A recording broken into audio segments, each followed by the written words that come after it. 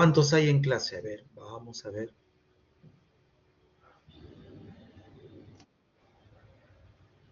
10. A ver, vamos a esperar 5 minutos más. ¿Qué les parece? ¿Ya? Vamos a esperar 5 minutos más.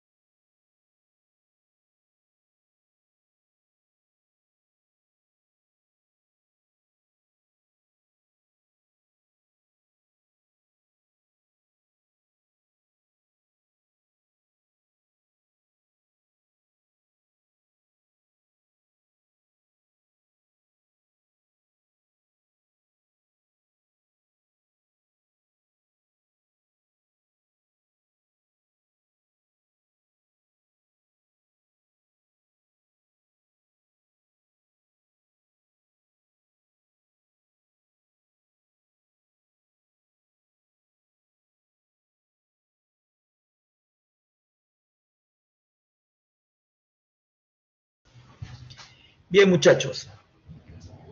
Eh, la clase de hoy día es una clase bastante corta y quería saber si algún grupo tiene su trabajo listo como para exponer. Quería que me comenten eso para más o menos controlar el tiempo.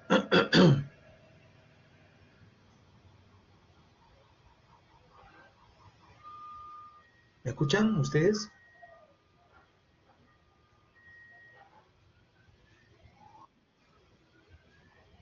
Ya. Entonces, ¿qué tal? ¿Qué tal?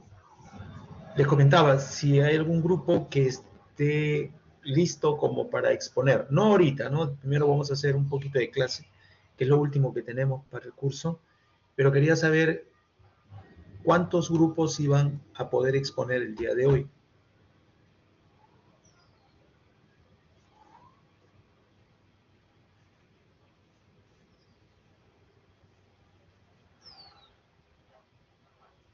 ¿Ninguno?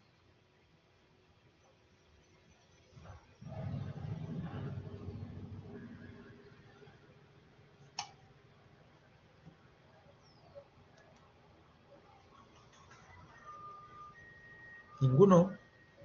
No veo sus respuestas.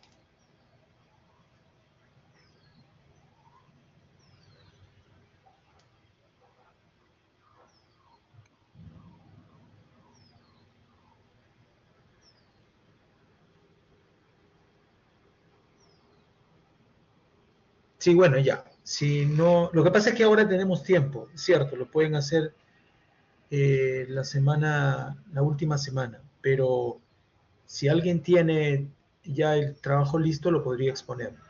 De pronto, la semana que viene vamos a tener muchas exposiciones y eso va a hacer que el tiempo quede corto. Pero bueno, si no lo tienen listo, ahora vamos a hacer una clase corta porque en realidad ya todo lo que queríamos ver ya lo hicimos.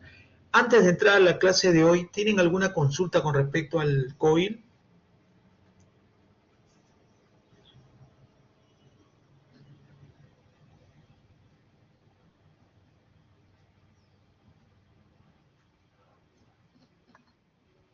Sí, Carlos, te escucho. Profesor, buenas tardes. Con respecto al... Profe, ¿me escucha? Te escucho bajito. Eh, Profe, buenas tardes. Con respecto al video de presentación, ¿se debe hacer sí o sí en PowerPoint o podemos hacerlo en otro medio? ¿En PowerPoint o en qué me dices? ¿Me puedes repetir?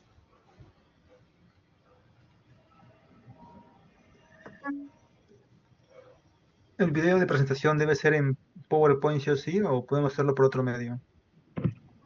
No, si puedes hacerlo con otra herramienta y igual hacer tu video, lo puedes hacer en otra, lo que quieras. Pero hay que hacer la exposición, ¿verdad?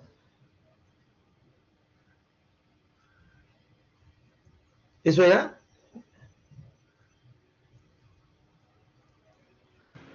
Sí, profesor, gracias. Ya, ok. ¿Alguna otra consulta? ¿Cómo van con ese trabajo?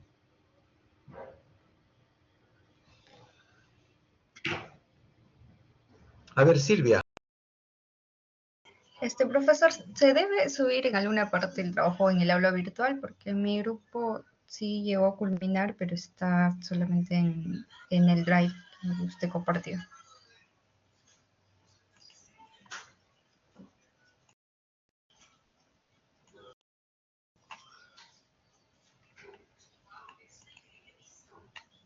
Lo que puedo hacer ahora es abrir una carpeta mejor para que ustedes suban su trabajo, ¿les parece?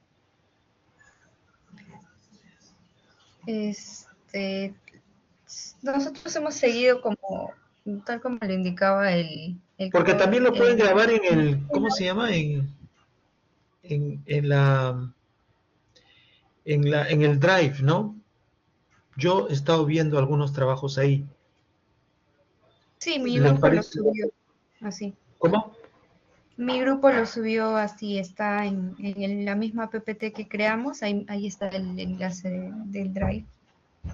Ah, en el Drive. Ya, entonces ahí lo pueden poner. Yo lo voy a buscar ahí. Como estaba dividido por semanas, creo que la duración del coil era 3 semanas, entonces en la tercera nos pedía la grabación, En la última semana debería estar esa grabación. sí, sí, así lo hemos colocado, bueno, en mi grupo. Ya está Y bien, entonces. Así, también así en está las bien. encuestas, lo hemos hecho individual, así como lo había indicado en clase, de A los la 130 encuesta. minutos. La encuesta Ajá, final. Ah, ok. ajá, esa encuesta, sí, sí era encuesta, no me acuerdo, pero nos había mencionado que debíamos hacerlo individualmente, también está en la semana 3, ¿no? Respondí. Pero todo está en la carpeta creada. Ya. Ok, entonces, queda claro entonces cómo estamos quedando, ¿verdad? Sí, profesor. Ya. ¿Alguna consulta más, chicos?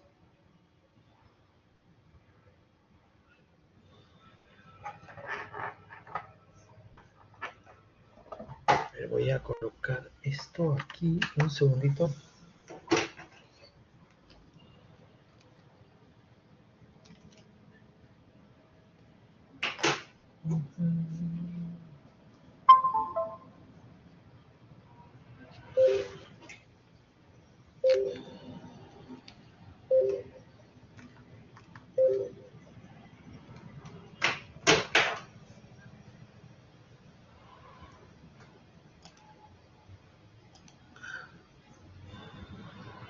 Hola, ¿me escuchan ahora? Sí, profesor, se le escucha. Ah, perfecto. Ya, entonces vamos a agregar la presentación de esta tarde. Igual si tienen alguna duda, por favor, no duden en interrumpir nomás.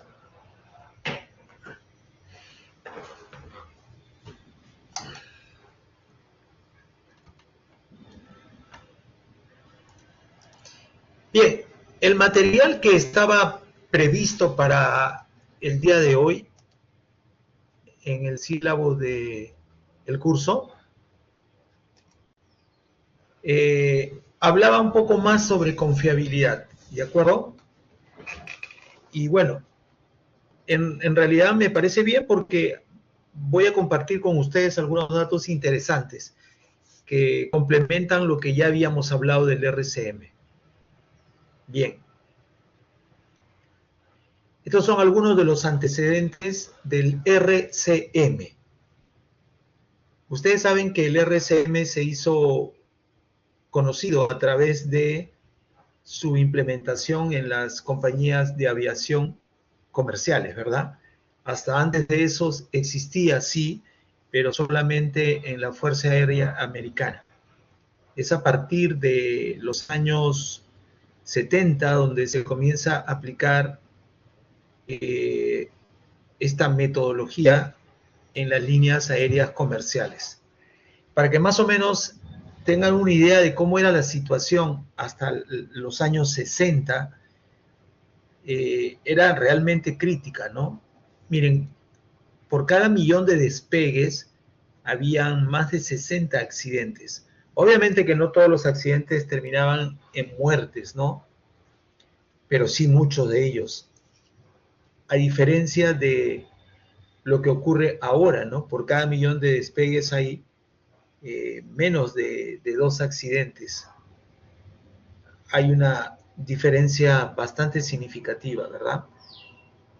Fallas en los equipos que causan estos accidentes. 2/3 de los accidentes eran originados por diferentes partes del avión, ¿no? O mejor dicho, perdón, los accidentes no solamente eran originados por el equipo o la máquina propiamente dicho, sino que algunos eran también errores de los pilotos, ¿verdad? Entonces, si hablamos específicamente de los relacionados con mantenimiento, que al final también son errores humanos, ¿verdad? Pero sí hay una diferencia entre un error del piloto y un error de máquina, que involucra a otra área, que es el caso de mantenimiento, ¿verdad? Entonces, los 2/3 de los accidentes que se producían en ese entonces, que eran más de 60 accidentes por millón de despegues, eran originados por el equipo, vale decir, involucraban a mantenimiento.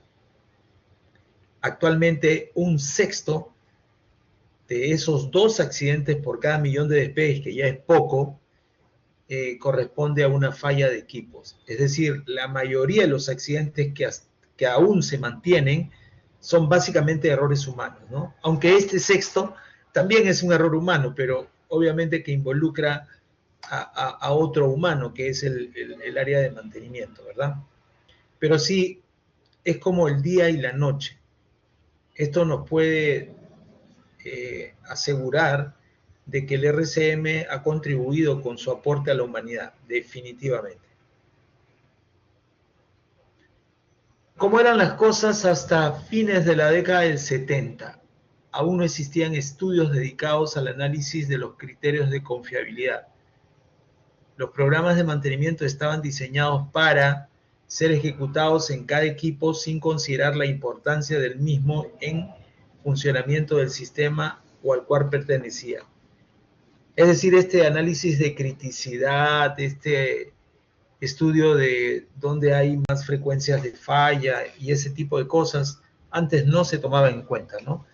Simplemente se hacía lo que aparentemente recomendaba el fabricante, y ya sabemos que el fabricante no es el que más sabe sobre el equipo, y eso obviamente no garantizaba nada.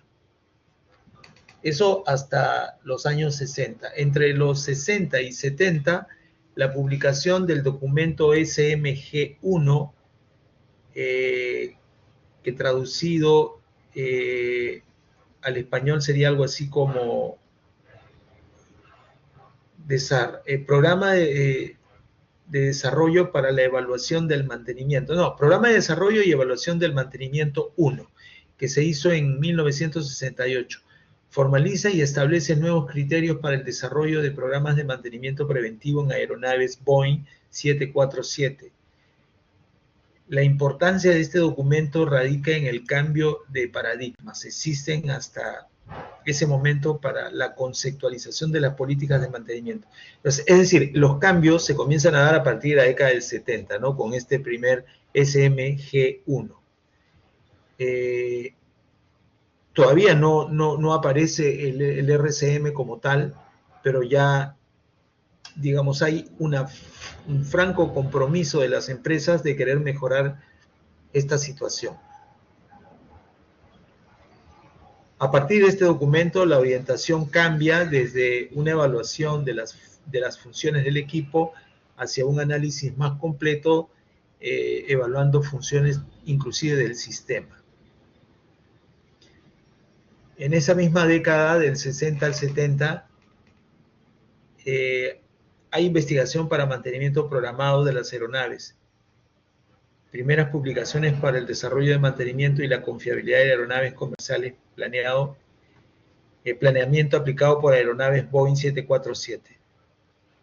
Y entre los 70 y 80 se desarrolla desarrollo de aplicaciones para la industria militar auspiciada por el gobierno norteamericano. En esta etapa, 1978, Stanley Nolan y Howard Heath publican bajo el auspicio de United Airlines el mantenimiento centrado en confiabilidad, o RCM.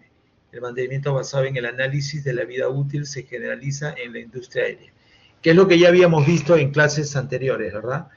Que es esta empresa United Airlines la que contrata a estos dos especialistas científicos, y a partir de su informe prácticamente nace el RCM como lo conocemos ahora.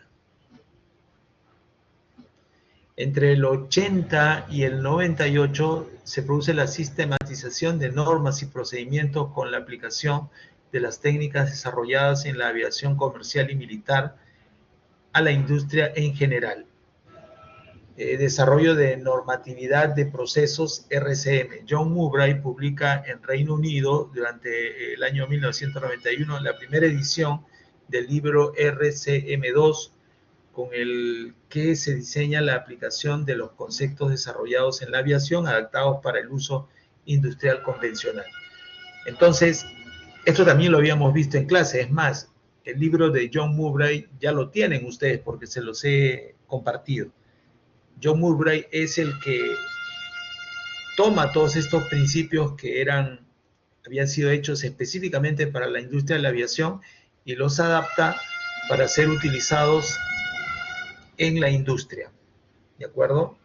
La diferencia fundamental es que en la industria de la aviación los AMEF y los análisis RCM ya están hechos ya. Eso llega como información desde el fabricante hasta los mantenedores. La diferencia entre un mantenedor que trabaja en una compañía aérea versus un mantenedor que trabaja en la industria, el de la industria tiene mucho más, digamos, flexibilidad, tiene más libre albedrío. Él puede hacer lo que él cree conveniente para realizar el mantenimiento de una máquina, ¿verdad? Aún ahora es así. Sin embargo, los técnicos de la industria de la aviación no tienen esa libertad. Ellos están obligados a usar, un ratito, ellos están obligados a usar los procedimientos que el RCM ya trabajó, pero un RCM que no han trabajado ellos, sino que trabajó el fabricante de la máquina. Los fabricantes de equipos aéreos están muy especializados, ¿verdad? Entonces, los mantenedores son simplemente ejecutores de ese trabajo, no tienen poder de cambiar nada. Por el contrario, si ellos hacen algo diferente a lo que está previsto, eso puede conformar inclusive un delito, ¿no? Así que aquí hay que tener mucho más cuidado. Entonces, todas estas prácticas que fueron muy exitosas en la industria de la aviación, Murray lo plasmó en un libro para que fueran aplicadas en la industria. La diferencia es que aún ahora las empresas que fabrican los equipos no te pasan esa información. Siguen fabricando los equipos como antes, ¿no? Te lo vendo con las recomendaciones básicas de mantenimiento y punto. Sin embargo, si ustedes quieren hacer un mejor trabajo y quieren aplicar RCM, lo van a tener que hacer ustedes mismos. Es decir, ese análisis que en la industria de la aviación lo hacen los fabricantes y que te llega ya como un análisis hecho, aquí es diferente. Tú el análisis lo tienes que hacer y finalmente también lo tienes que aplicar después que lo has hecho, ¿no? Obviamente que cabe la posibilidad de que no lo hagas bien, ¿verdad? Y que al final el método no te funcione bien, pero no porque el método sea malo, sino porque tu análisis no fue bien hecho. Entonces, ustedes ya tienen la base de ese análisis y ustedes podrían hacerlo ya y contribuir con las empresas a las cuales se están apoyando para que ellos tengan un mejor desempeño en sus equipos. ¿De acuerdo? Es interesante, y esta es una cuestión ya anecdótica, de que este libro RCM2 fue traducido al español, o sea, en la versión que ustedes tienen, por un argentino croata, creo, que se llamaba... se me acaba de ir el nombre, pero está en el prólogo. John Murray lo saluda y le agradece a este argentino croata por haber hecho la traducción al español. Y yo tuve la oportunidad de conocerlo, porque era un consultor de RCM muy conocido. Por ahí tengo una foto con él, y la verdad es que son de esos recuerdos que son gratos revisar después de algún tiempo, ¿no? Desafortunadamente, ya esta persona ha fallecido. Yo lo conocí ya cuando era bastante mayor. Sin embargo, tuve la suerte de escucharlo hacer una ponencia en Buenos Aires, en un congreso donde yo también iba a dictar una charla. Y al final actué sin quererlo y sin proponérmelo como una suerte de telonero de él, ¿no? O sea, primero hablé yo y después me tocó hablar a mí y después habló él, ¿no? Tuve la suerte que, gracias por ese detalle, él escuchó mi charla y obviamente yo también escuché la de él, ¿no? Y al final de la conferencia, Bueno, le pedí que nos tomáramos una foto, ¿no? Y por ahí tengo la foto. Se llamaba Henry Hellman creo que es apellida Hellman, algo así. Después, cuando me encuentre con la foto, se las voy a mostrar. Y bueno, desde el 1999 en adelante se han hecho estandarizaciones del RCM, ¿no?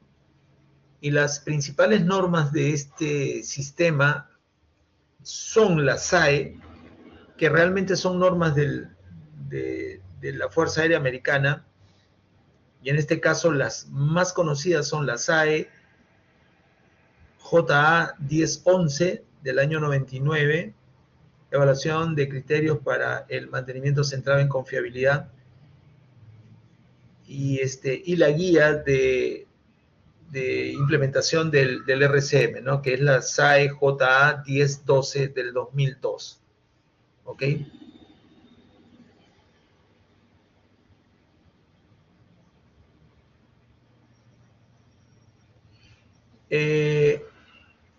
Esto me parece que es un gráfico donde está todos los eventos previos a este desarrollo, ¿no? El MG1, que ya lo dijimos, se hizo en el año 68, utiliza diagramas de decisión lógica y usa hard time o hard time basado en condición. Luego hay una evolución, por un lado la aviación naval, que en el 74 realiza algunos estudios con Nolan y Heath, previo a lo que hicieron en la industria comercial. También la agencia AFA hace otro informe, el conocido MSG-2 de los años 70. Inclusive después hay un MG3 y el RCM, después de que Nolan y Heath hicieran el trabajo ahora en esta empresa United Airlines, dan inicio a lo que ahora se conoce con el RCM, ¿no? Cuando es RCM solo, se refiere al RCM de la industria de aviación, ¿no? O RCM1 si quieren, ¿no?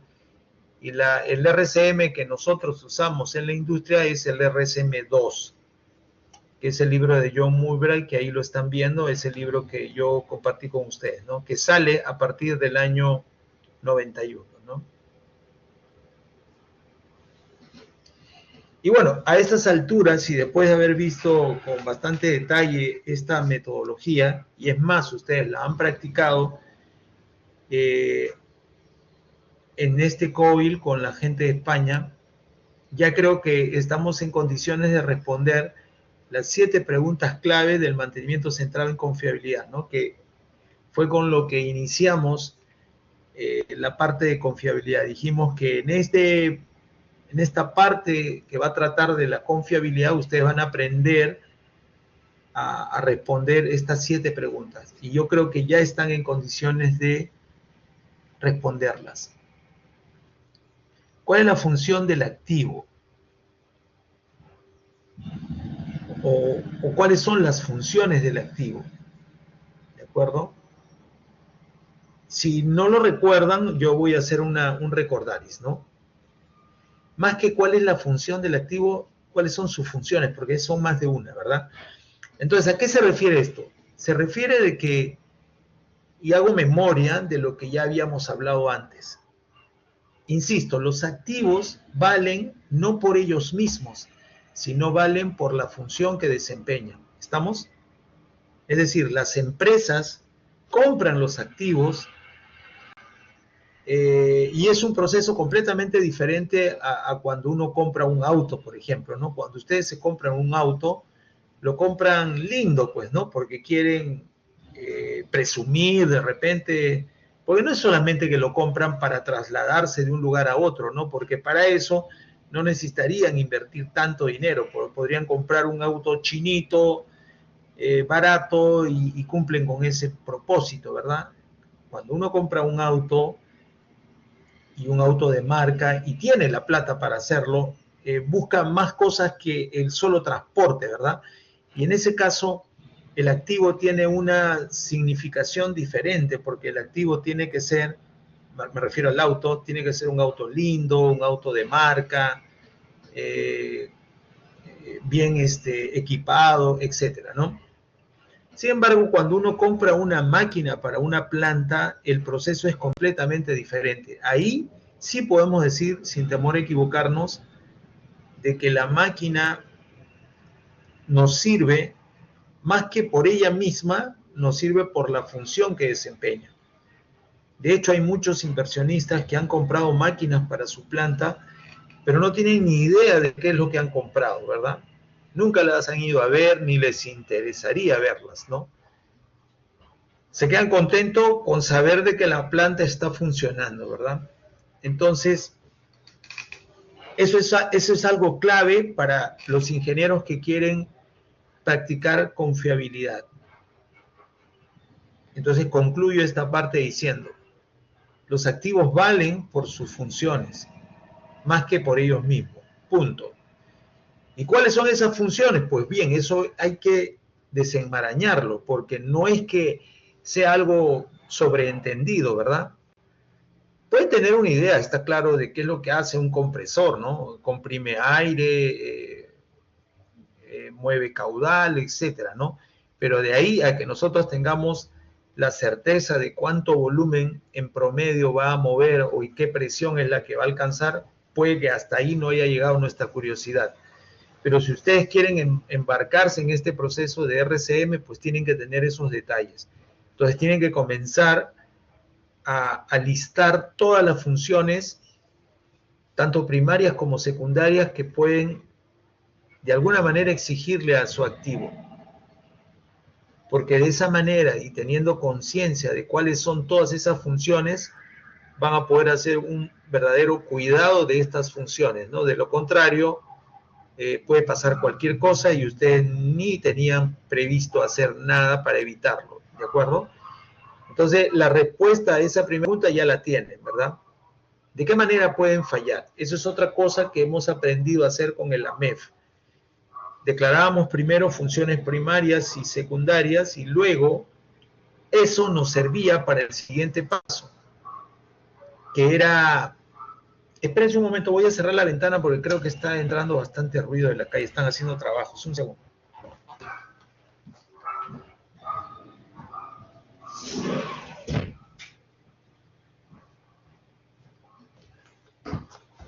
Ya, está mejor. Ya les decía de que una vez que yo tengo las funciones de un activo, no sé si empecé a grabar. Sí estoy grabando. Bien, entonces una vez que uno tiene las funciones tanto primarias como secundarias, eso me sirve para poder después responder a esta otra pregunta. ¿Cuáles son las fallas funcionales que este equipo puede experimentar? Y lo dijimos varias veces, las fallas funcionales son la antifunción.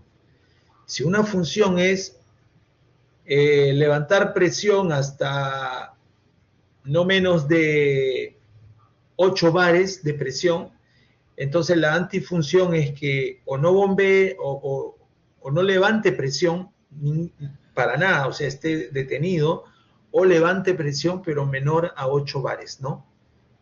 Ya definí dos posibilidades de fallas funcionales, que básicamente son las es la antifunción de lo que está declarado como tal, como una función, ¿verdad? Entonces, insisto, si ustedes tienen las funciones, ya las fallas funcionales salen por añadidura, ¿ok? Eso es lo que han hecho en su AMEF. Luego a la pregunta, ¿qué origina la falla? La respuesta a esta pregunta son los modos de falla, y los modos de falla, ya lo dijimos, es como una causa, ¿no? Es el responsable o el evento responsable que cuando ocurre se presenta la falla funcional, ¿ok? Y no le llamamos causa sencillamente porque un modo de falla es algo que explica la falla funcional, pero no sabemos si en sí mismo representa la causa raíz. Por lo general no, porque el modo de falla primero tiene que ser descrito por el operador. El operador es el que se da cuenta que algo está mal y él ya sabe atribuir alguna causa que ha originado ese problema, pero esa causa, insisto, que normalmente se llama modo de falla, es una causa superficial, ¿no? Que no nos sirve para poder continuar con el análisis. Es recién el especialista de mantenimiento el que, al enterarse de que se ha producido ese modo de falla, hace una suerte de ACR. No es un ACR, es como si hiciera un ACR. ¿Y por qué dijimos que no era un ACR? Porque en realidad ese evento no ha ocurrido, ¿verdad? Cuando hacemos el análisis RCM, el evento no ha ocurrido. Solamente estamos imaginando qué es lo que puede haber pasado. Entonces de ahí comenzamos a colocar todas las hipótesis sin descartar ninguna y comenzamos a ir introduciéndonos cada vez en la relación causa-efecto hasta llegar a las causas. Algunas de ellas terminarán en el nivel 7, otras en el nivel 4, otras en el nivel 2. Eso no interesa, tenemos que llegar a la causa. Todo eso ocurre en el modo de falla. Entonces ya ustedes pueden responder la tercera pregunta, que está referido justamente a los modos de falla. Y luego viene la siguiente columna, porque si se dan cuenta, este cuestionario está hecho en función a la MEF. Y es todo lo que nosotros sabemos para poder manejar un programa o un plan de mantenimiento basado en confiabilidad. Luego, ¿qué pasa cuando el modo de falla o la causa raíz, porque ya la tenemos a ese nivel? ¿Qué ocurre cuando esa causa aparece, ¿no? ¿Cuál es el efecto que vamos a sentir? Tenemos que describir todo lo que va a pasar cuando ese modo de falla o causa raíz aparezca, ¿verdad? La máquina corre riesgo de incendiarse, puede dañar la integridad física del operador, vamos a parar la producción por 2 días, ya que los repuestos no los tenemos a la mano. Para repararlo vamos a requerir el uso de herramientas especiales. No sé, todo lo que esto implica lo tienen que colocar en esa descripción. Descripción que después le va a servir para poder calibrar cuál es la consecuencia de cada una de esas causas raíces, ¿verdad? Que estamos llamando modos de falla. Hasta ahí, en ese primer grupo que está ahí marcado en línea discontinua, estaríamos terminando de hacer un AMEF, ¿no? Que es lo que ustedes han hecho. Lo que viene después sería el análisis RCM, ¿no? Que básicamente es entrar a ese árbol de decisión. Entonces, la pregunta es, ¿importa si falla? ¿Qué consecuencias trae eso, no? Ahí entran a ese análisis, ¿no? Que ya lo vimos también al detalle. Y luego, lo bueno que tiene ese árbol de decisión es que al mismo tiempo nos da una pauta de qué es lo que tendríamos que hacer como contramedida para poder controlar la ocurrencia de esa falla o las consecuencias que esa falla tiene intrínsecamente vinculadas, ¿no? Y entonces ahí nosotros vamos a poder responder esas preguntas. ¿Se puede hacer algo para prevenirlo? Sí. ¿Qué pasa si podemos prevenir la falla? Pues hay que hacerlo, ¿verdad? En algunos casos eliminaremos completamente la posibilidad de que esto ocurra y en otros casos simplemente atenuaremos su consecuencia, ¿no? Igual sirve. ¿Bien?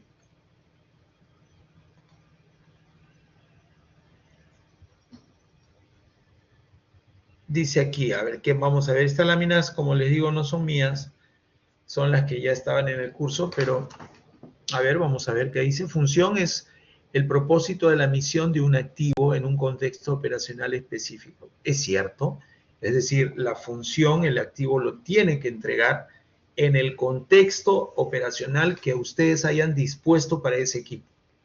Porque si el equipo puede dar esa función, pero solo en un contexto diferente al que tienen ahora en la planta, igual no les sirve, ¿ok? Definir qué se debe hacer qué se debe hacer un activo para trabajar satisfactoria o qué debe hacer un activo para trabajar satisfactoriamente en ese contexto operacional. ¿De acuerdo? Entonces, con esto redondeamos esa idea de función. Falla funcional es la situación que se genera cuando se incumple parcial o totalmente la función. El incumplimiento de un parámetro operacional o estándar de ejecución puede definirse como una falla funcional. Lo que yo he llamado como antifunción, ¿verdad? Pero esto es una definición, digamos, más elegante de lo mismo que yo les he dicho. Normalmente esa falla funcional o antifunción es o parcial o total, ¿verdad? No siempre, pero es el caso más común. En algunos casos, podrían, cuando sobre todo son equipos de instrumentación, ahí pueden haber otro tipo de fallas funcionales, ¿no? Como descalibración, falta de histéresis, qué sé yo, ya son casos bastante particulares. Felizmente no son tan frecuentes, ¿ok? Pero igual se los adelanto. Modos de falla son causas físicas que originan su aparición, se refieren a la falla funcional, ¿no? Originan la aparición de la falla funcional. Como les había dicho, es una causa, pero se le llama modo de falla porque es una causa que está ahí en el limbo, ¿no? Ustedes saben que en realidad todo es una cadena donde se eslabonan causas, efectos, causa, efecto, causa, efecto, causa, efecto, ¿no? En algún nivel, una causa puede ser mirada como un efecto. O sea, si lo vemos hacia atrás, es una causa. Pero si lo vemos hacia adelante, podría ser el efecto de una causa más interior, ¿verdad? Es por eso es que se suele llamar modo de falla. Pero ustedes ya saben cuál es el ejercicio hasta llegar a la causa raíz. Finalmente lo que importa es llegar a la causa raíz. Y a través de esa causa de raíz vamos a esbozar cuál sería el efecto en un principio y luego la consecuencia, ¿de acuerdo? Por eso decimos aquí, el objetivo principal del grupo de trabajo de RCM es identificar lo que sucederá en el contexto operacional si ocurriese cada modo de falla previamente identificado. La identificación de los efectos de falla deberá incluir toda información necesaria que ayude a soportar la evaluación de las consecuencias de la falla. Muy bien. Proceso de selección de actividades de mantenimiento bajo el formato práctico. Tablas de criticidad. Función, falla funcional, modos de falla, efecto, ¿no? Se están refiriendo a un ejemplo de un sistema de bombeo. Nivel de ocurrencia, nivel de detección, nivel de severidad. Ya. Esta lámina, la que ustedes tenían previamente definidas en el curso, propone calcular la consecuencia con el uso de una tabla, ¿no? Que te dice el nivel de criticidad de cada modo de falla, ¿no? Que a eso le llaman NPR, midiendo 3 indicadores, uno de ocurrencia, otro de detección y otro de nivel de severidad. Este método no lo hemos usado nosotros. Hemos usado el análisis RCM con la matriz esa que nos enseñó Mowbray, ¿verdad? ¿Y por qué no uso este método? Este método es bien sencillo, ¿verdad?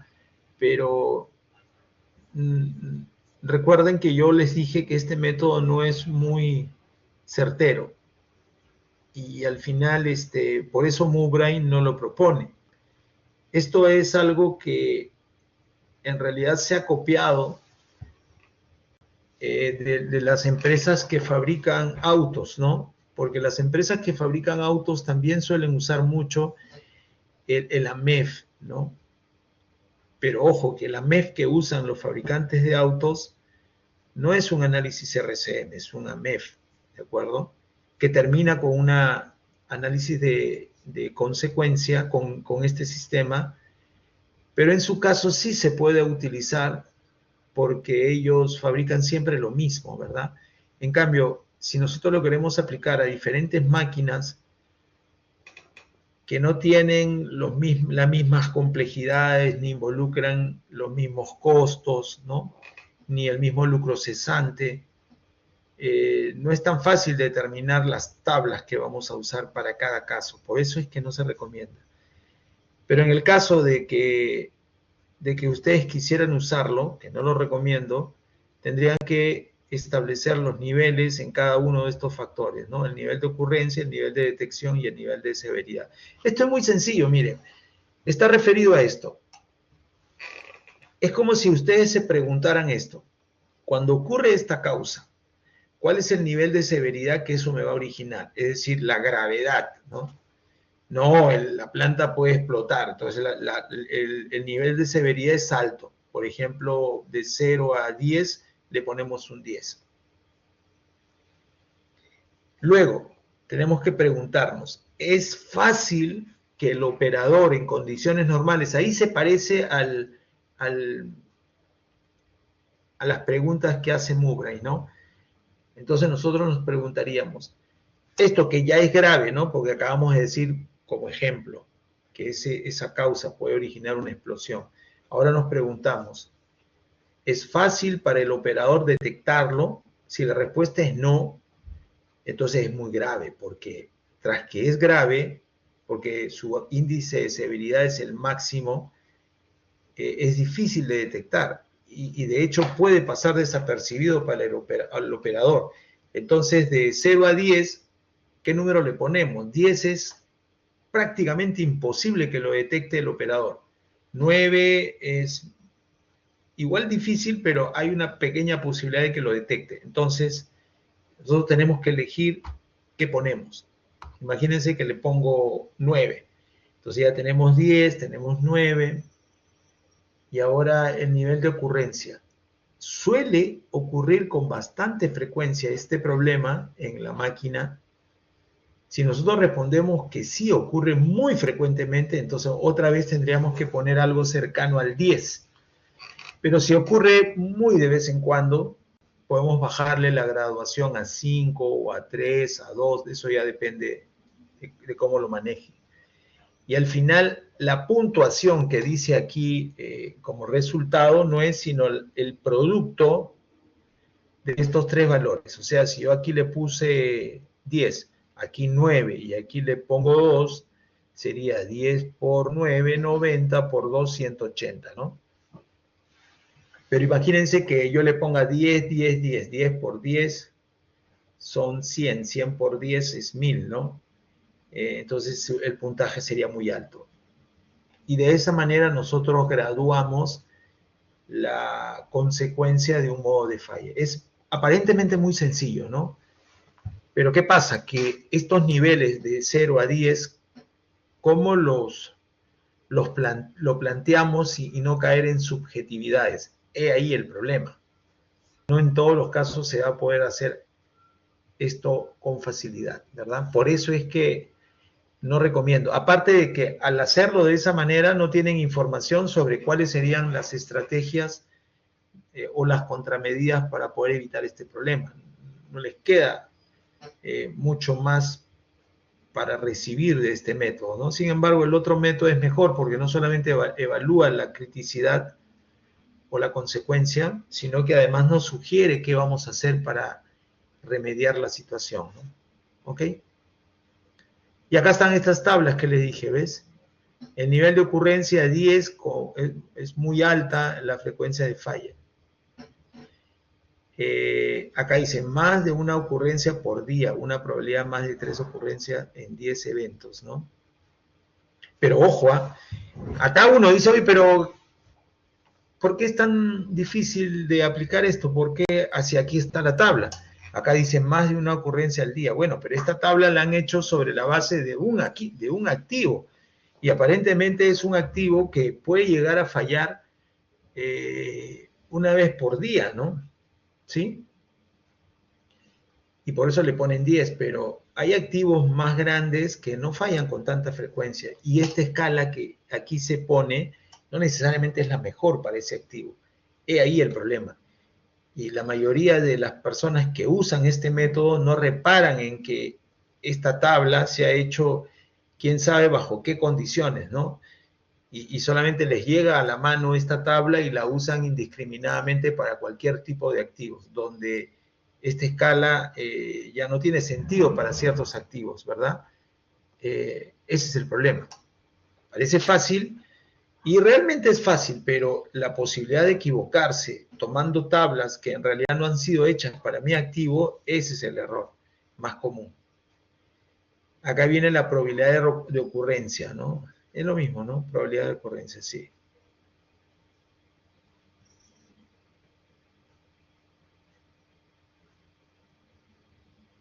Nivel de detección. Ah, no, perdón, este es ya, este era el nivel de ocurrencia, este es el nivel de detección.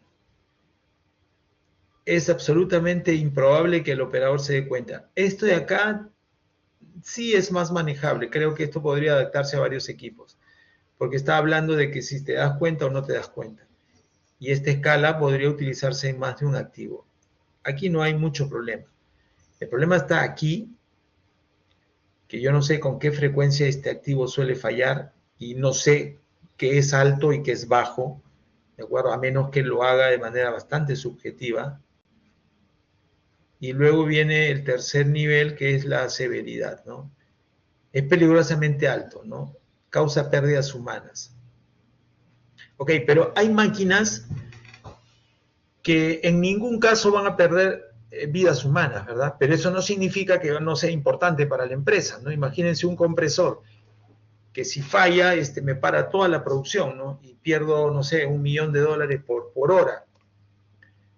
Yo jamás le voy a poner un 10 porque según esta tabla el 10 es cuando hay pérdidas humanas, ¿no? Pero yo voy a querer que el 10 sea cuando pierdo $1 millón a la hora, ¿no? ¿Sí? ¿Me entienden? Entonces, igual que en el caso anterior, esta escala es muy parcializada y está hecha para una determinada necesidad, un determinado activo. Si ustedes quieren usar este método, tendrían que trabajar una tabla para cada activo con el que se encuentren, ¿no?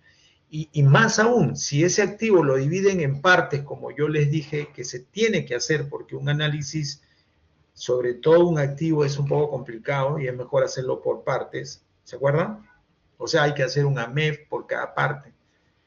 Entonces, utilizan las mismas tablas en el caso de que utilicen este método de medición de confiabilidad, de consecuencia. Usarían la misma tabla en todas las partes de la máquina. Igual no se recomienda porque las frecuencias de falla no son las mismas en cada parte interna de la máquina. Es como si me preguntaran, ¿cuántas veces te ha fallado el estómago? Un montón de veces, ¿no? ¿Y cuántas veces te ha fallado el corazón? Hasta ahora ninguna, ¿no? Entonces, si yo quiero hacer un AMEF para el corazón y otro para el estómago, ¿voy a usar la misma tabla? No, no es cierto, eso es lo que va a pasar. Entonces, por eso es que este método no es bueno, ¿de acuerdo? Por lo menos para mí, no es muy exacto. Entonces, después que ustedes ya, tabla de criticidad de modos de falla. Después que ustedes, lo multiplican, me imagino, ¿no? Tienen un rango y ahí dicen si es crítico. Pero estos valores son pequeños. O de repente ellos están sumando. Ya. Ese es otro tema. En algunos casos, estos tres valores que se han ponderado de 0 a 10 se multiplican dando como resultado 1000 como puntaje más alto, o algunos que no lo multiplican sino lo suman, ¿verdad? Y si lo suman, el puntaje más alto daría 30, ¿no? Al parecer, en este ejemplo o en este método que se está mostrando acá, lo están sumando, ¿no? Porque dice de 30 a 25 es los valores más altos, ¿verdad? Entonces se trata de un equipo muy crítico. Y miren, a priori dicen aplicar tareas de mantenimiento predictivo, ¿no? O preventivo. O sea, eso está tirado de los pelos. Porque en realidad el método que usan las empresas que fabrican autos no llegan a este nivel de recomendar esto. Esto me parece que es una instantánea de alguien que al no encontrar una sugerencia de qué hacer, solamente el método te evalúa la criticidad nada más. Hasta aquí llega el método. Pero para parecerse al de Mowbray, seguro alguien dijo, ya voy a recomendar si es alto que se haga predictivo, lo cual no está bien. ¿Por qué? Porque ya hemos visto que no porque sea alto la criticidad yo tenga que aplicar predictivo. ¿Qué pasa si esta máquina o esta parte de la máquina tiene una curva PF muy corta, ¿verdad? Es decir, una vez que aparece el problema, ¡pum!, falla. ¿Se acuerdan cuando hablábamos de la curva PF? No admite mantenimiento predictivo. Y entonces, ¿cómo manejo esta recomendación si es tan arbitraria? No te dice, si el equipo tiene una curva PF larga, aplica predictivo. No dice eso. Aplica predictivo, dice, ¿no? O preventivo. Y si está entre 19 y 24, aplica solo preventivo. Y si está entre 2 y 8, aplica no. Esto no funciona así. De verdad que está de más esto. Y bueno, acá está el formato que se parece mucho al que yo les he dado a ustedes, pero como digo, esta herramienta es una herramienta de calidad. Ya se los había adelantado yo. El AMEF es una herramienta que fundamentalmente se hizo para calidad, para determinar cuál es la criticidad de un proceso, la criticidad de cometer errores de calidad de un producto, ese tipo de cosas. Que se adapta muy bien para el análisis RCM, es cierto, ¿verdad? Y es en este contexto de calidad donde la consecuencia, el método, ese AMEF que se usa en calidad, la consecuencia la evaluaban con estos indicadores de ocurrencia, detección y severidad. Pero mal haríamos nosotros en copiar eso también y llevarlo al mantenimiento. ¿Quiénes lo usan así como está?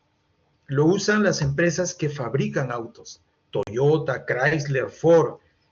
¿Y por qué lo usan ellos? Porque ellos siempre están fabricando lo mismo, autos. Entonces, para cada auto o camioneta que fabrican, tienen un AMEF. Y ese AMEF sí se mide la consecuencia con severidad, ocurrencia y detección, y calculan el NPR. Como dije, aquí lo están sumando los tres, ¿verdad? ¿Y por qué ahí sí tiene sentido? Porque las tablas ya están hechas, ya saben cuándo es un 9 de severidad, ya saben cuándo es un 5 de capacidad de detección, porque el proceso es el mismo, los equipos son los mismos, no cambia. Pero si yo tuviera que aplicar un análisis como este a máquinas completamente diferentes, ¿cómo sé yo que esas tablas, como ya dije, donde están los niveles de ocurrencia y capacidad de detección me van a funcionar a mí igual? No tiene sentido, ¿no? Y ahí les puse el ejemplo del estómago y el corazón, o sea, no suelen fallar igual, ¿sí? Entonces, un AMEF que yo haga de este estilo para el estómago no me va a funcionar al corazón. No es el formato que nosotros hemos usado. El que nosotros hemos usado es donde se mide la consecuencia usando el árbol de decisión de John Mowbray, ¿no? ¿De acuerdo? Bien. Entonces, no sé si esta última parte de la consecuencia, que por cierto también es algo que van a encontrar mucho en la calle, porque hay tanta información que te dice que la calcules así, como otra que te dice que la calcules como yo les he mostrado. Yo les estoy ahorita aprovechando de darle esos dos contextos para que ustedes elijan cuál es el mejor, ¿verdad? No sé si esta parte se quedó claro, chicos.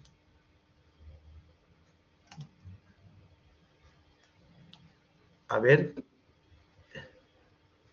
¿Preguntas? ¿Alguna pregunta, porfa? Las preguntas siempre ayudan a aclarar a los demás también. Todo claro. Ya ustedes se han vuelto especialistas de RCM porque ustedes están manejando el método que algunos consideran más difícil, ¿no? Pero viéndolo bien, yo no creo que sea el más difícil, ¿verdad? Este árbol de decisiones que ustedes han usado. Pero tiene más sentido, tiene mucho más sentido y al final termina recomendándote algo que es mucho más aplicable, no te dice así a rajatabla, si llegas a entre 28, 25 y 30 ya aplica predictivo. No es correcto eso. Listo, muchachos. ¿Alguna pregunta? Miren, como les dije, nosotros que hemos visto en paralelo el tema del COIL, hemos adelantado bastantes temas del RCM al punto que a este nivel, donde recién se terminaba con esto de las consecuencias, ¿no? En un caso tradicional de este curso de gestión, ya ustedes por el COIL no solamente ya lo vieron, sino que ya hicieron inclusive su propio análisis, ¿verdad? Y a propósito, ¿cómo le fue con ese indicador que usan los españoles para ponderar las tareas de mantenimiento? ¿Cómo le fue con eso? No sé si alguien quiere comentar algo.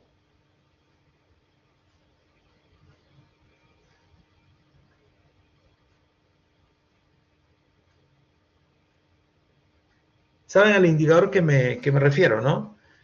Porque hay dos cosas que, o sea, ustedes llevaban al COIL el tema del análisis RCM y los españoles lo que traían era un indicador y los procedimientos estándares, ¿no? Que le llaman POE, ¿no? ¿Cómo les fue con eso? Elige CM, ¿no? ¿Qué tal? ¿Cómo les fue con ese indicador? A ver, no sé si alguien pueda comentar algo, adelantarnos un poquito sobre eso. La verdad es que ese indicador no se usa mucho en el Perú, pero igual siempre hay posibilidad de aprender cosas nuevas, ¿no? Y ver qué tan útil puede ser en este contexto. Beatriz, ¿nos puedes comentar algo?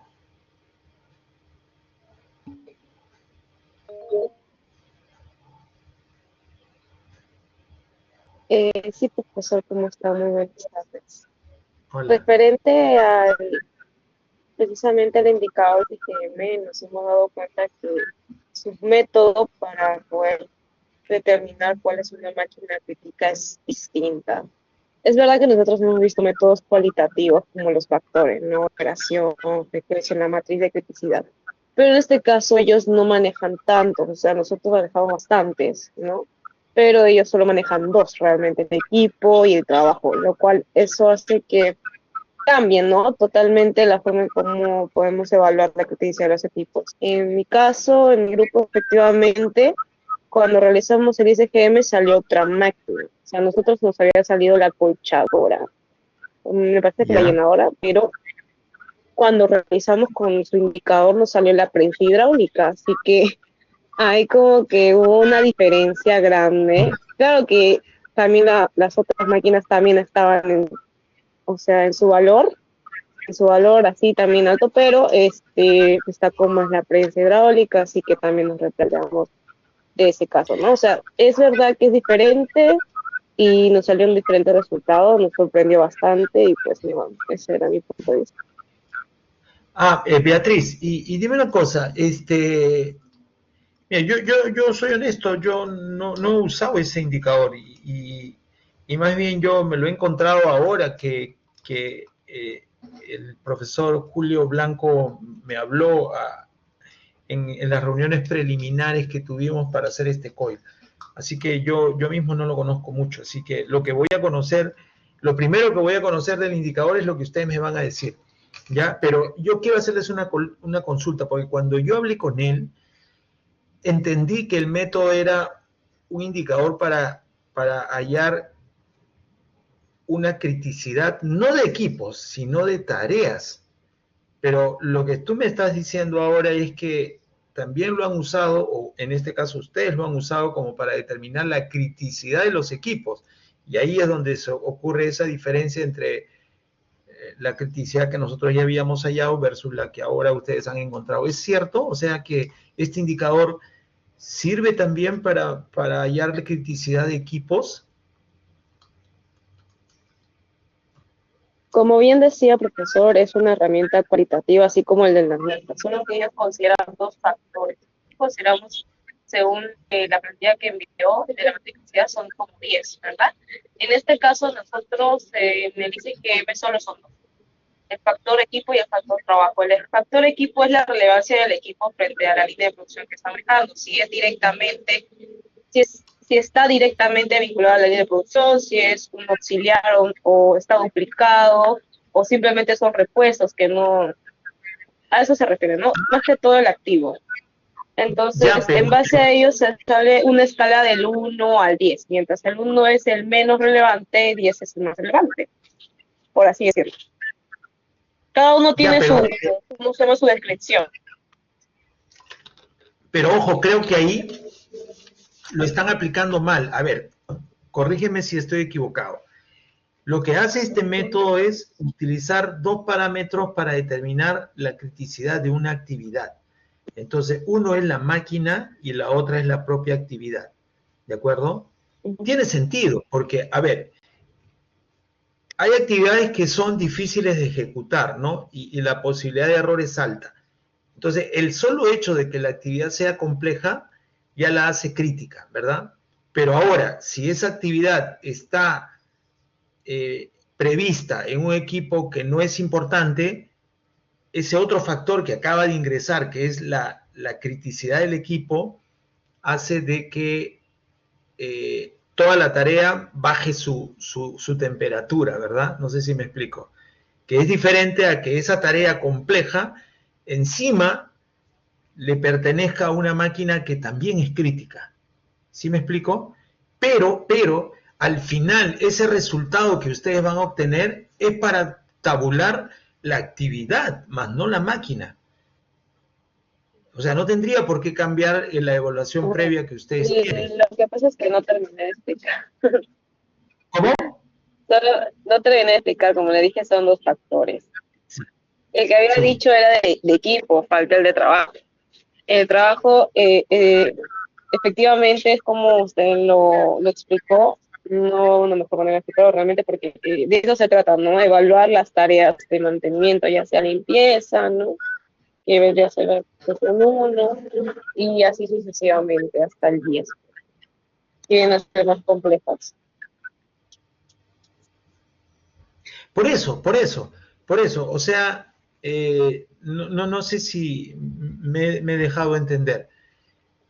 El método, hasta donde yo lo vi ese día que conversé con Julio Blanco, el método era para evaluar la criticidad de las tareas de mantenimiento. Entonces, estas tareas se evalúan con dos factores fundamentalmente. Uno, vinculado directamente a la actividad, es decir, si es una actividad de limpieza, si es una actividad más compleja, porque las actividades son desde sencillas, medianamente sencillas y complejas, ¿verdad? Entonces, el hecho de que la actividad sea compleja ya la pone en una situación expectante, ¿no? Ahora, si encima esa actividad la tengo que hacer en una máquina que es crítica, y ahí se termina de convertir en una actividad muy importante, ¿verdad? A diferencia de este otro escenario donde la actividad puede ser difícil o crítica, pero es de una máquina que no es importante. Entonces, toda la temperatura de esa actividad baja. Pero en ningún caso va a cuestionar mi análisis de criticidad que ya hice. No sé si me explico. Porque ahora estoy entendiendo de que este método está como cuestionando lo que ya habíamos hecho, ¿no? Y no me parece que sea así, o es algo que yo esté entendiendo normal. ¿Me dejo entender lo que he dicho? ¿Sí? Sí se le entiende, profesor, y exactamente es lo que usted dice. Es el procedimiento estándar para una tarea realizada de la máquina que ya se escogió, la máquina más crítica. Exacto, y es más, o sea, esa gravedad que ustedes necesitan para calcular el IGCM, la pueden tomar de la gravedad que ya habían ustedes determinado, ¿no? Porque es un método de determinar la criticidad. Más bien en ese ámbito no sé cómo lo hacen los españoles. Me imagino que algo parecido harán para determinar cuál es la criticidad del equipo. Entonces, al final ustedes necesitan dos cosas, la gravedad del equipo y la gravedad de la tarea. La tormenta perfecta es que la tarea sea crítica y esté en una máquina crítica también, ¿no? Y si funciona así, entonces sí está aportando. ¿Por qué? Porque nosotros hasta ahora lo que habíamos hecho era evaluar la criticidad de los activos, bien. El AMEF de alguna manera también nos revela algo de lo que es capaz de hacer una causa, ¿de acuerdo? Miren, ahora estoy yendo por otro camino, nosotros hemos identificado la máquina crítica. Hemos hecho 2 formas de cómo hacerlo, hasta 3. Y no debería haber gran diferencia entre si usamos un método y otro, ¿no? O sea, deberíamos más o menos arribar a lo mismo. Ok, entonces ya tenemos la máquina crítica y ahora estamos diciendo que ese análisis RCM lo hagamos sobre las máquinas críticas, porque es ahí donde tiene sentido gastarse tanto trabajo, ¿no es cierto? Ya, entonces lo comenzamos a hacer en la máquina crítica y luego determinamos de todos los modos de falla cuáles son aquellos que son más graves, en función a un esquema que nos ha enseñado Mowbray, que es si tiene una consecuencia operacional, si tiene una consecuencia que afecta al medio ambiente, etcétera, ¿no? O es oculta. Entonces, si nosotros ya tenemos una calificación de cuáles son las fallas o los modos de fallas más importantes, ¿por qué? Porque los modos de falla que involucran una falla oculta con un potencial muy grave, entonces esa causa la tengo que controlar. Y toda tarea que esté vinculada a conjurar esa causa será crítica también, ¿no? Es otra forma de llegar a establecer cuáles son las actividades más críticas. En realidad el RCM en sí mismo lo que te termina diciendo, estas actividades son críticas. Tienes que hacerla porque de hecho tienen una consecuencia. Es otra forma de llegar a evaluar la criticidad de las actividades. En el caso del IGCM es otra forma de hacerlo, pero ¿cuál creo yo que es el problema? Que si ustedes llegan a evaluar una tarea sin hacer un RCM, pueden evaluar tareas que ustedes creen que son las únicas que se van a hacer en ese equipo. Pero lo que no saben es que hay otras tareas que ni siquiera tienen idea, porque no han hecho su análisis RCM y entonces no la van a evaluar.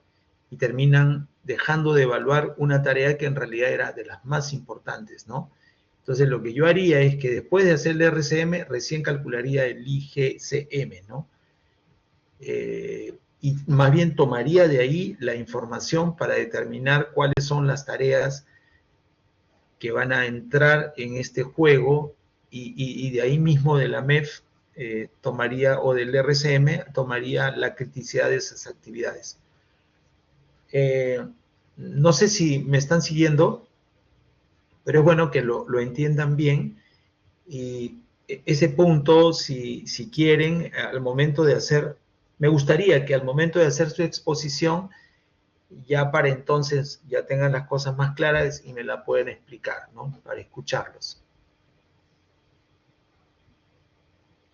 ¿Se entendió?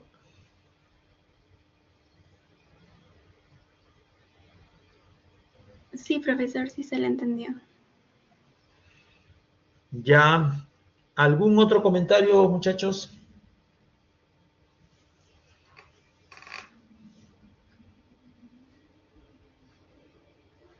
¿Ninguno?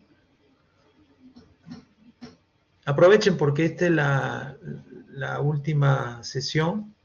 Ya para la próxima semana vamos a dedicarnos solamente a exposiciones y ya con eso cerramos el curso, ¿no? Fabricio dice, tengo una consulta personal. Cuando Ay, caramba, a ver, espérate, ¿dónde está Fabricio?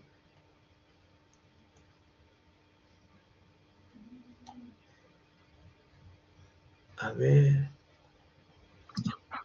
Tiene que ir clic en todo, profe, arriba. ¿Cómo?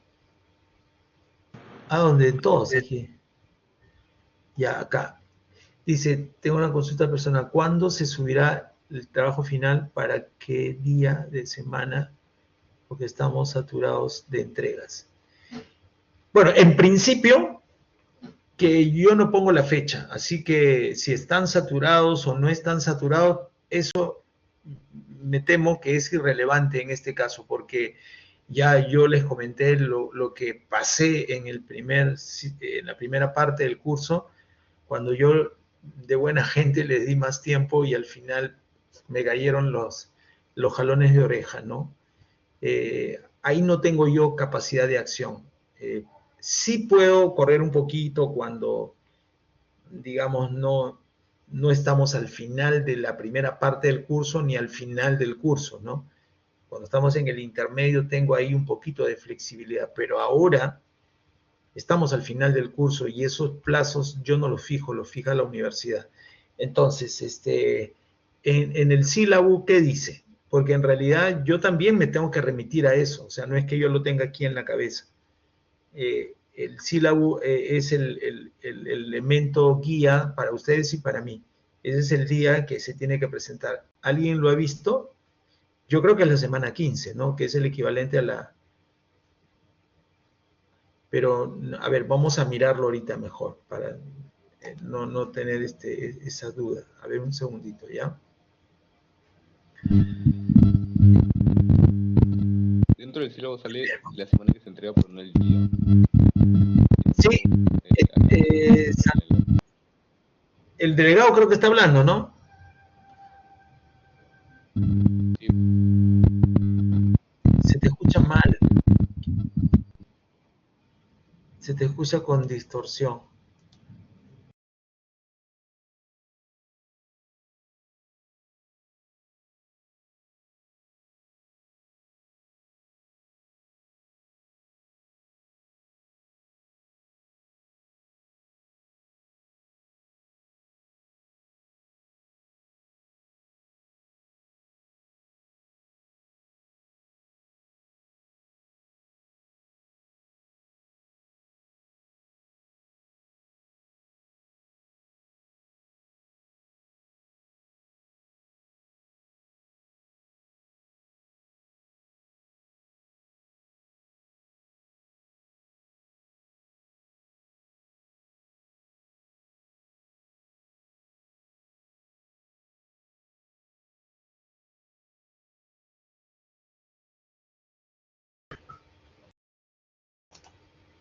Bueno, salí de la plataforma, pero bueno, ya estoy aquí. A ver, voy a proyectar el sílabo, ¿ya? Un segundito.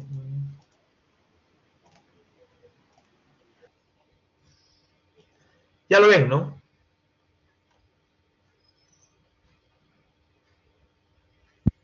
Sí. Profesor, se puede visualizar.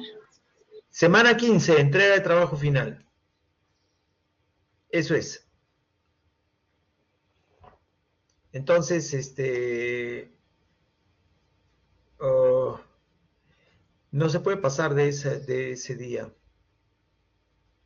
Esta es la semana 14, ¿verdad, chicos? Sí, profesor, esta es la semana Bien, 14. estamos Entonces, al término. me imagino que al decir semana 15 y nosotros tener sesión los días viernes es hasta el día viernes, ¿verdad? Sí, profesor. Sí, Ya, entonces yo no le puedo dar más de ese tiempo. ¿Por qué? Porque si la universidad una vez que los tiempos terminan, comienza a mirar, hay gente que hace esa auditoría, ¿no? Y si ve que yo no tengo los trabajos entregados, me van a llamar la atención, ¿no? Como ya lo hicieron, o sea, yo sería reincidente si lo hago mal esta vez, ¿no? Porque me pasó en el primer ciclo. Así que a la pregunta de su compañero, si ahí está previsto para esa semana, esa es la respuesta, no hay otra. ¿De acuerdo? ¿Alguna consulta adicional, chicos?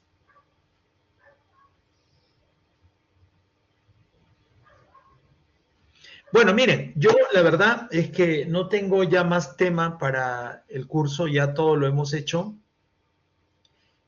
Así que si ustedes están ahorita con el tiempo justo para presentar otros trabajos, pueden ocupar el tiempo que quedaba de la sesión, ¿no? Y terminamos aquí. Profesor, disculpe, entonces podría ya crear el enlace de entrega del trabajo final. Ah, si lo quieren subir, es que el trabajo ya está. A ver, vamos a ver, ¿ya? Buena pregunta. Ya está creado ya. A ver, sino que yo lo tengo que activar nada más. A ver. Están viendo mi pantalla, ¿no? Sí, sí se puede ver. Ya. No, entonces está más arriba. Trabajo final. Sí, está oculto, creo, porque no se puede visualizar todavía para nosotros. Sí, lo que sí tengo que cambiar es esta fecha. A ver, un ratito, ¿ya? Lo vamos a poner aquí. 2024. Noviembre. Estamos 15, no, 22. Y lo vamos a poner hasta las 23 horas. Ya, 23 horas con... Profe, disculpe, eso es el examen final. Ah, cierto. Cierto. Este es el examen final. Pero igual, es el día 22 y y es hasta las 7 de la noche, ¿no? 19. No, profesor, a lo que se refiere mi compañera es que se encuentra en el link del examen final. Sí, pero igual ya que estuve aquí, lo estoy actualizando. Okay. Porque estaba con otra fecha, ya. Vamos a buscar acá el trabajo. ¿El trabajo dónde está?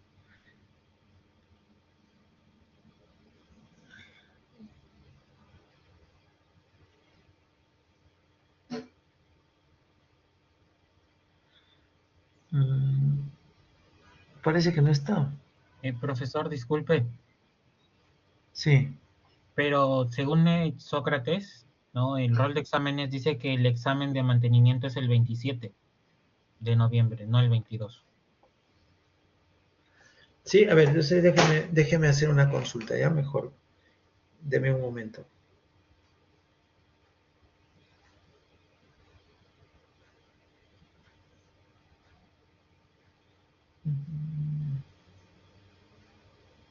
Voy a llamar al coordinador.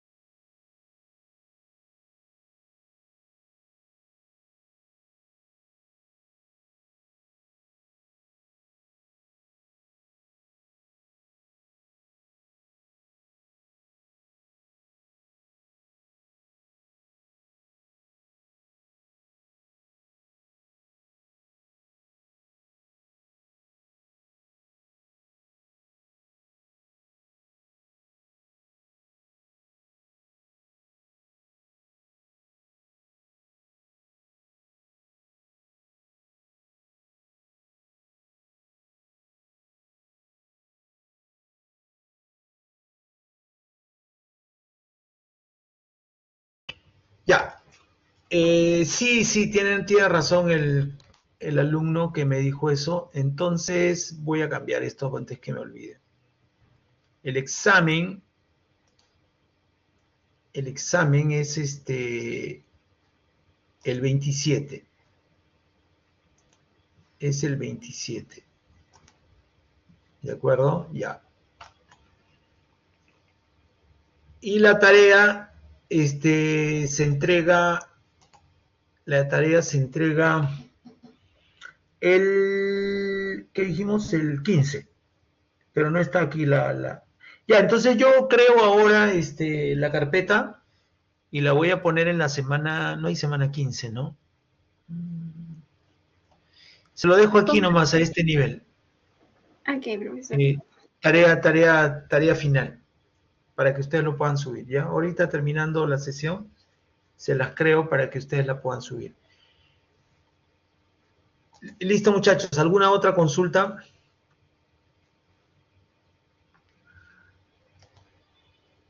¿Ninguna? Bien, entonces nos quedamos aquí, pues, y les agradezco por su paciencia. No sé si me gustaría que hagan algún comentario final. Si no, ya nos estamos viendo la siguiente clase para las exposiciones. ¿Ok? Ya nos vemos entonces la próxima semana. Muchas gracias, chicos. Nos estamos viendo. Cuídense. La lista. Igualmente usted, profesor. La lista, perdón. Sí. Muchas gracias. Sí. No se vayan. Ya me estaba... Ya ve, la falta de costumbre. A ver, vamos a ver. Ya, atentos a la lista.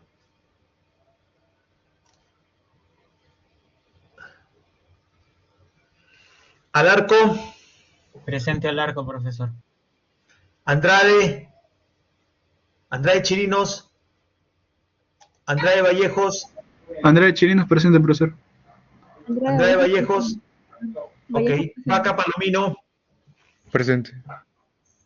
Vargas. Presente. Bejarano no está. Canchari. Presente. Caguaricra. Presente, profesor. Ok. Chen. No está Chen. Chimoy. No está Chimoy. Choque Vilca. Presente, profesor. Ok. Cornejo. No está Presente, Cornejo. profesor. Fernández. Presente, Fernández. Ok. Flores. Profesor Cornejo, le están diciendo. Sí, está bien. Sí, te escuché. Flores no está. Godefroy. No está Godefroy. Gómez. Presente, profesor.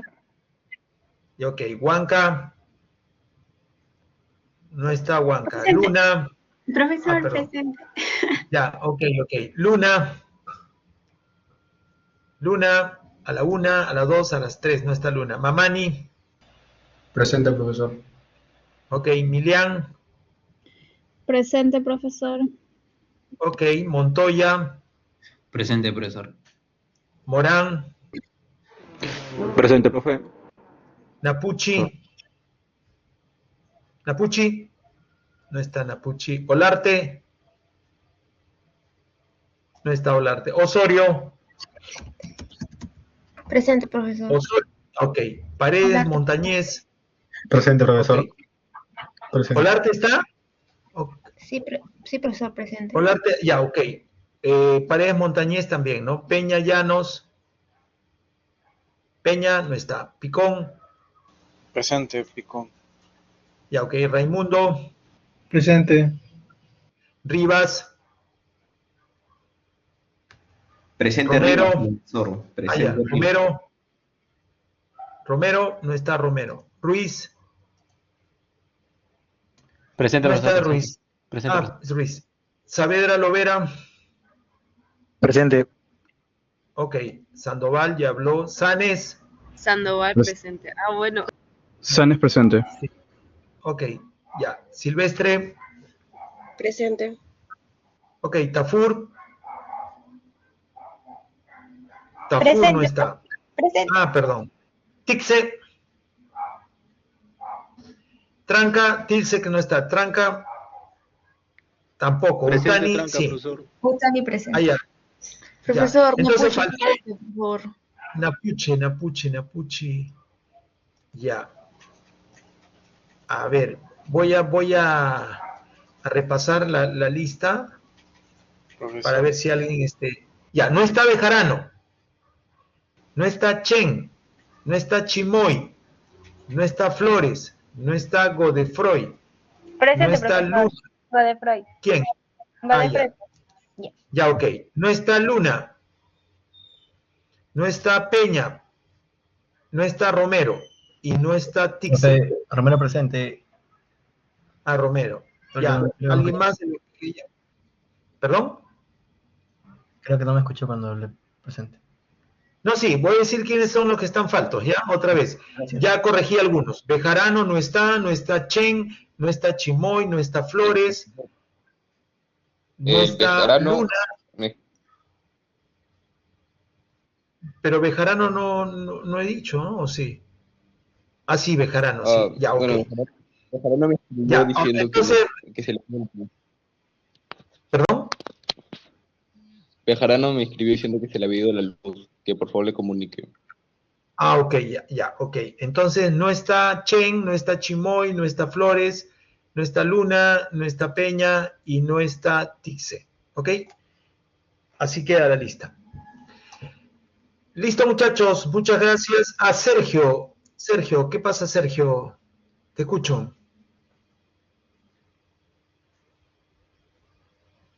Sí, no dijo nada, Sergio. Cristian. Sí, profe, una pregunta. En la parte Sí. de los costos del trabajo final, tenemos que hallar el BAN, TIR, Era por lo de Bejarano. como en la primera entrega usted nos dijo que no era necesario y solo hallamos los costos de la implementación. No dije que no era necesario, sino que ustedes primero tienen que hallar las tareas que realmente necesitan hacer, porque lo que estaba, digamos, cuestionando yo era la forma como habían llegado a las actividades que después valoraban, ¿no?